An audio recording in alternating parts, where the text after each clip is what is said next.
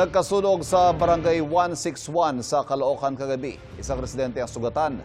May unang balita si James Agustin. Binulabog na naglalagablab na apoy ang mga residente ng isang compound sa Barangay 161 Caloocan. Pasado alas 9 kagabi. Itinaas ng Bureau of Fire Protection ang unang alarma. Nasa 20 fire truck ng BFP at volunteers ang rumisponde. Naapula ang sunog matapos sa mahigit isang oras.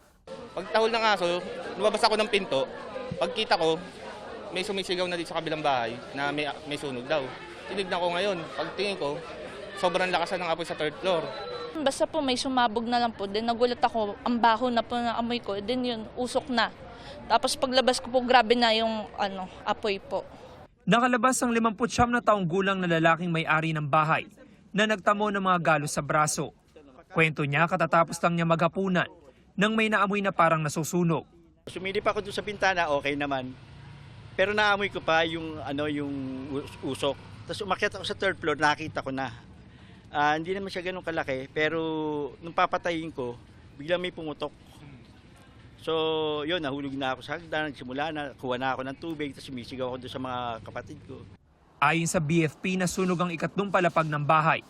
Inalam pa raw nila ang sanhi ng apoy, maging ang kabuang halaga ng pinsala. Ito ang unang balita. James Agustin para sa GMA Integrated News.